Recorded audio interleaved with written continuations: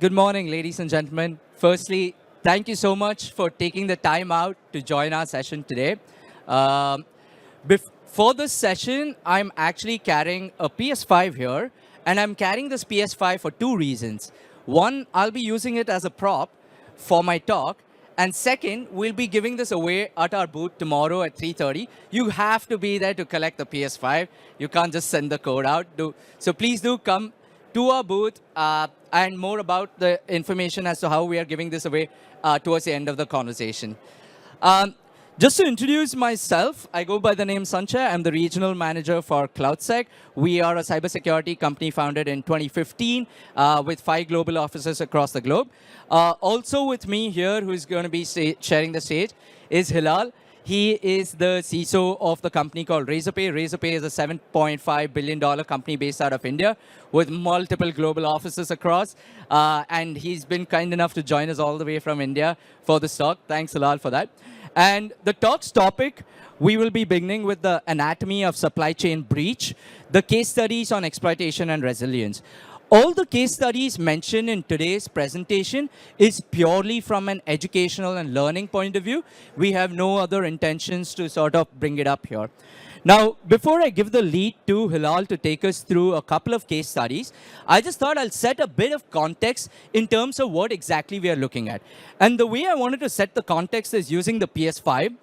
Now, if you look at the PS5, most of the people in this room, all of you know what zero trust technology is, like the zero trust architecture.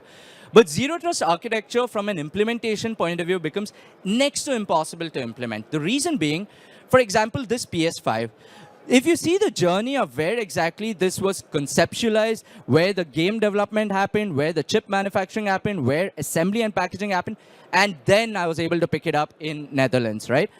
Now, with multiple different pointers in the whole supply chain, there are two things which are happening. One, you as an organization are sharing confidential information with your vendor, partner, or a supplier.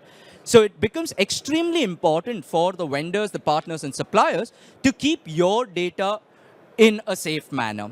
Secondly, with most of these supply chain aspects, the reason why we chose this anatomy of supply chain is your recent compliances from NIS2 and DORA compliances. So what we'll be doing in today's presentation is I'll be taking you through, again, setting a bit of context in terms of what we should be looking at from supply chain attacks, who we should be looking at, and where we should be looking at. So regarding the where, I'll come to it later. But in terms of who are the different kind of vendors we need to look at, just to set, again, a bit of context, when you are looking at third-party supply chain attacks or vectors, you might have to take into consideration the different kind of vendors who are knowingly or unknowingly within your infrastructure, right? Starting off from the third-party vendors. For example, the PS5, we needed the Pegatrons and the Foxconn to sort of go ahead and build those chip manufacturing units. And these chip manufacturing units contain a lot of confidential information, which is essentially owned only by the Sony or the headquarters of Sony, right? So now, what we are trying to do is trying to get visibility into your third-party vendors, shadow vendors, and fourth-party vendors, thereby being able to understand where an attack entry point can happen. Let's deep dive into this a little more with 3 case studies which our friend Hilal here will take us through. And all the 3 case studies will predominantly highlight the entry point, who the attackers were behind that, and how the attack happened. And towards the end of the 3 case studies, we'll sum it up to see how exactly we could have mitigated this. So Hilal, over to you.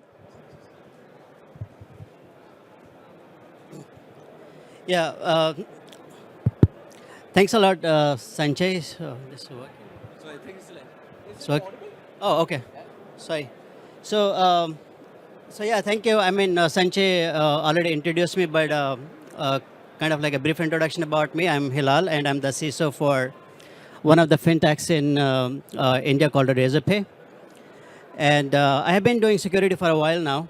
And I can confidently tell you that supply chain attacks have been one of the most. You're not able to hear? So, yeah. Hello? Sorry about this. Maybe I had to put this a bit closer. Yeah, that way it works. So I have been troubled by supply chain attacks a lot in my career, and I'm sure that this has been something that has troubled most of the CISOs, most of the security practitioners, right? So it has been one of the most prominent type of attack that we have seen, and it's going to continue like that because obviously, like, given the complexity of our dependencies on supply chain, it's always going to be very interesting and very complex to manage supply chain attacks.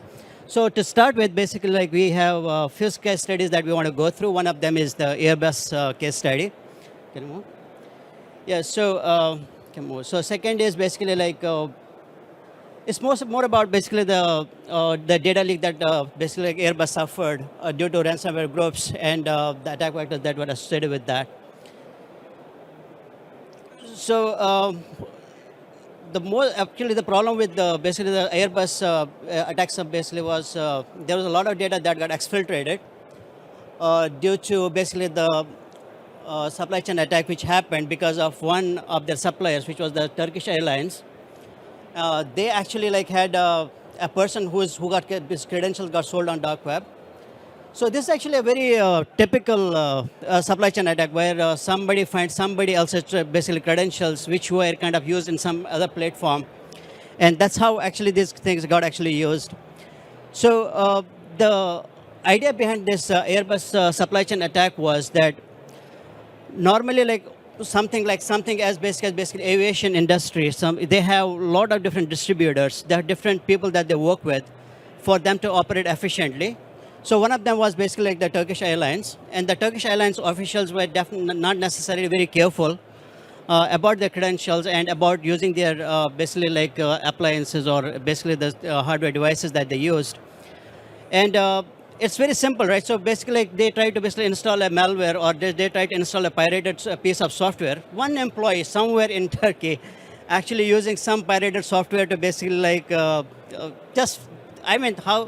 it's so it looks so benign when actually people do that, but the repercussion of it is so strong that even a simple employee can actually jeopardize the operation of something as massive as basically Airbus.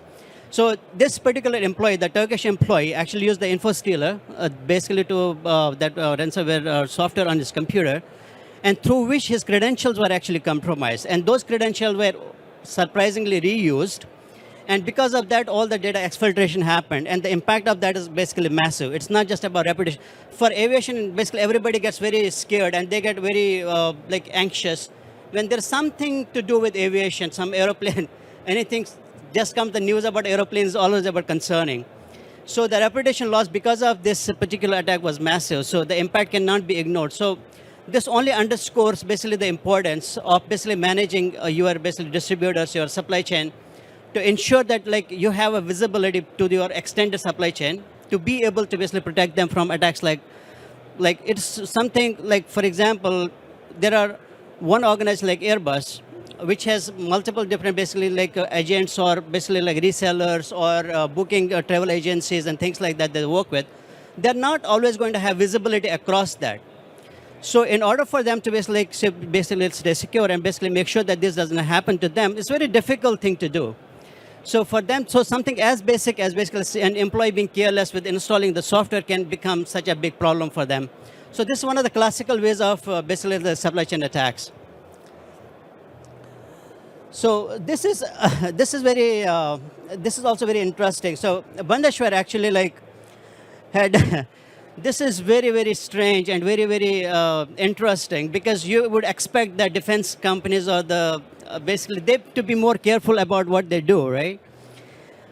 But the problem with basically this entire thing was that it was not necessarily something their problem. So they did all the basic precautions, they did all the necessary things. I'm sure that their systems were patched. I'm sure that they did basically identities properly. They did all the security precautions properly. But what happened was that they actually had dependency on something like basically your meeting collaboration software like WebEx. I'm sure that everybody knows what WebEx is. So WebEx had a vulnerability. It was a LFI vulnerability, local file include vulnerability. So what WebEx did was they had a vulnerability which actually got exploited because they had used sequential numbers to basically create meetings. So, which is very weird because everybody can guess what the next number of the meeting is going to be. So they did not even have to work really hard to basically like figure out, okay, what is the next meeting number going to be? So when they actually did this was very surprising because, I mean, everybody knows that, okay, enumeration of basically numbers from, if it's 0 right now, it is going to be 1 next, it's going to be 2 next, and 3 next, and so on. And this is something that's actually like very concerning because if an application has something as predictable as basically sequential numbers, you can expect somebody to take advantage of that. So WebEx was their supply chain. The WebEx was their basically service provider. And the service provider had this particular vulnerability where they could actually log in, basically do the LFI attack and identify basically like, okay, basically, which is basically they could identify where they can download basically the meetings, and while doing that, because they got basically like, say for example, if I do like say webex.com/meeting number, they extended that by actually providing the directory reference number, and when they provided the directory reference number, it actually gave them access to basically the password files of the basically that were stored on that particular server, and when they got those password files, they got credentials, and you can understand like more than 2,800, right? So how many went? 248,000 soldiers' data was compromised, which is not a simple thing, particularly in a regulated, basically like industrial like defense. When something like this happens, so you can understand like it's not necessarily always going to be very obvious, and the software that we use may not always be tested to the best of basically like I mean the most efficient way. So this could lead to basically a lot of potential problems in the software, and this was very, very serious because not only did it actually put a lot of people in risk, but it's also basically like something that actually put the reputation of that particular advisor and basically on the line as well. So the next one, this is actually a little bit more basically very interesting. So, and believe it or not, this happened to me as well. So, I mean, most of the folks here are actually using some kind of CI/CD pipeline. It could be Jenkins, it could be like code build, or it could be something Circle CI or something like that. The different types of basically like a CI/CD pipeline. So what happens is that the CI/CD pipelines are always going to be vulnerable. So everybody knows that we are going to be using some particular formation of CI/CD pipeline. There are only going to be finite number of CI/CD pipelines. And most of the popular ones is basically the Jenkins. So even I, actually in my organization also, the Jenkins was a target of our basically campaign. And that also got compromised because of a basically vulnerability that existed. So you can imagine, like, so this is something as ripe basically for exploitation. So you want to basically, Jenkins has a basically vulnerability CV 2024-23897. And it does not necessarily need to be that one. I mean, that one was actually like exploited at that one, but they have more than that, because Jenkins particularly is an open source software, and it's not going to be patched most of the time. So because it's not going to be patched all the time, so it's always going to be vulnerable in some way. So in this particular instance, basically like the Jenkins server was compromised because of that vulnerability. And in this particular organization, the 196,000 basically the data was exfiltrated, and it was basically sold on the Lulu Market dark web. So if Lulu Market is one of the biggest ones, actually, like where you trade credentials, database, and things like that. So this is a very classic case of basically using software that can be compromised. This is from the open source side. WebEx was basically from the commercial side. And before that, it's InfoStealer, basically the pirate side, that was also basically like basically consumer side software. So all three of these particular attack vectors were different types of basically software vulnerabilities that actually they found. And this is one of the most basically like obvious ones, because this is on the enterprise level. This is not an individual, this is an enterprise level attack.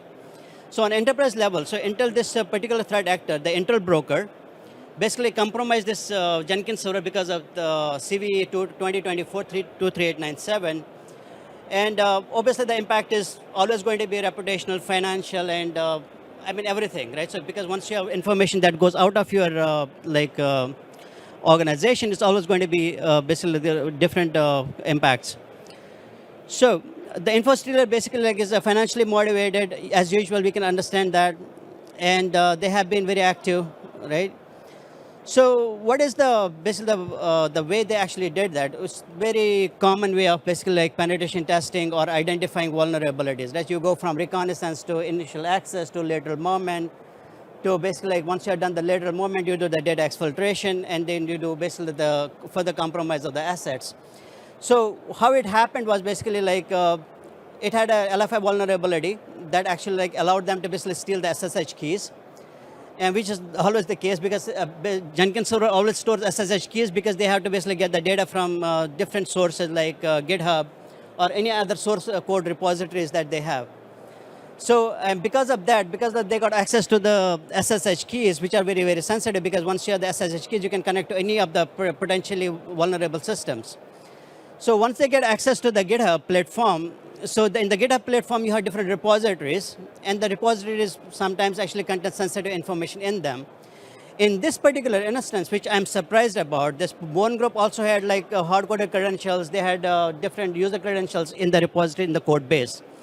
So which is a stupid thing to do, right? So I would basically like not expect people to do that. But somehow they had those credentials in that repositories. And then when you get access to the repositories, you download them, you scan through them, you get access to the credentials, and then it's anybody's game, right? So anybody can basically now have keys to the kingdom, then you can basically start doing exploitation of the systems. Now the important thing to understand is that it could have all been stopped, right? So because if you did not have the basically initial Jenkins server basically accessible to the public, there is no point in Jenkins server to be public at all, right? So it has an internal system, does not need to, nobody external needs to basically access that. Why did it have access in first place? So because these are your exposed assets, so this actually becomes one of the basically entry points to your organization and should not have happened in the first place. So now, if you look at this, right, so these are very common ways of basically getting around it, right? So you say somebody tries installing some piece of software, somebody tries to basically like use some vulnerable software, somebody tries to basically like have system online which should not be online. So there are a lot of different ways basically like the attackers actually attack your supply chains. So how do they actually manifest? So how do these things actually come into existence? So there are different ways. This basically like supply chain attacks can happen. It can happen through plugins, it can happen through people, it can happen through basically like your dependencies on software build developments. It can happen through hardware also. Like if you, the recently what happened, one of the attacks in Lebanon, particularly for basically your pagers, right? So the pagers had a supply chain defect. So that was a big problem, right? So if they had actually seen and verified them, it would not have happened. But the hardware is equally compromised. There are a lot of instances that I have seen in my life, right? So where basically a lot of IoT devices actually came preloaded with malware. So which means that if you're going to use that in the organization, so I mean, you are already compromised before you even started. So it's very important to understand that it can, basically the precursor or the initiation point for any kind of supply chain attack can be from anywhere. It can be hardware, software, it can be people, it can be so many different other ways which it can be approached. And then it obviously becomes very easy for us to basically target the organization. So to summarize, basically supply chain attacks can originate from anywhere. But it's not necessary that they're difficult to basically detect or they're difficult to basically like stop. They're complex, they're going to be widespread, but they're always going to be solutions. So to take that basically through some of the solutions, I'll take you to the Sanjay. Thanks for that, Hilal. Thank you so much for joining us here. Just a small little statistics to add on to what Hilal mentioned. What you see here, right, this particular flow was actually summed up based upon last 2 years research. If we go back to last 2 years and see the kind of cyber attacks which have happened, almost 90% of the time, the attacks did not arise from the victim organization. The victim organization is working with a supplier or a partner or a vendor where the threat actors compromise them first and then sort of lead into the main victim organization from a ransomware attack or an exfiltration or anything. Basically, the threat actors are going behind the biggest amount of money, right?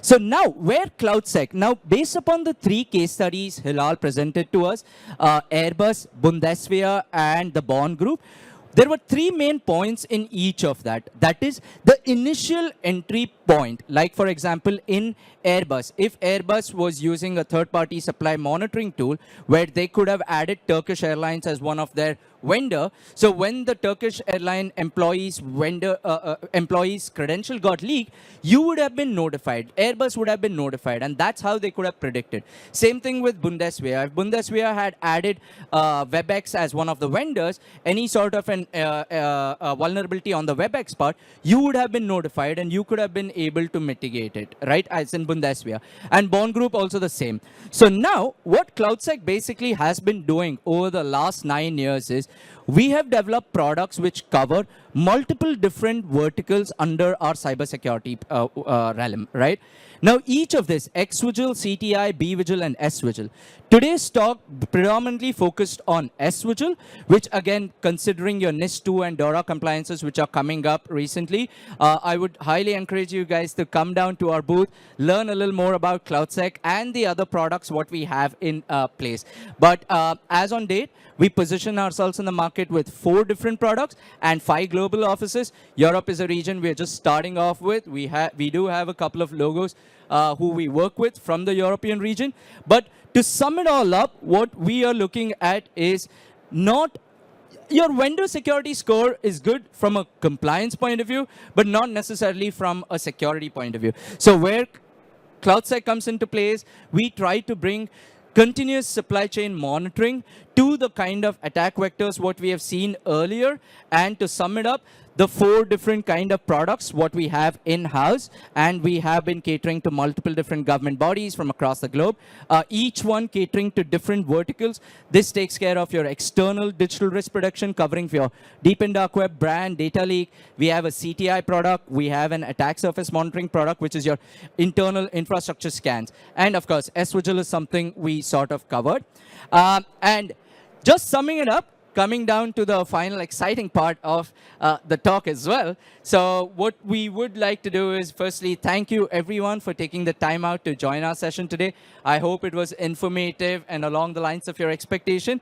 At the same time, please do come by our booth. Tomorrow at 3:30, we are giving away a PS5. It's a small little cybersecurity contest. It's a quiz you might want to take part in and then mention. Yeah, so thank you, Sanjay. So I will be happy to take any questions, like anything about supply chain security. Yeah. Anyways, okay. I don't think any questions. Thank you. Thank you, ladies and gentlemen. If you have any questions, we'll stay back to answer anything. But please do come by our booth. Do follow us on LinkedIn. We are 4.8 rated on Gartner Peer Insights with about 150,000 followers on LinkedIn and 200 customers from across the globe. Please do check us out. Write to us. We're happy to have a conversation. But thank you all for joining in. Thanks for your time. Have a lovely day. Enjoy your event.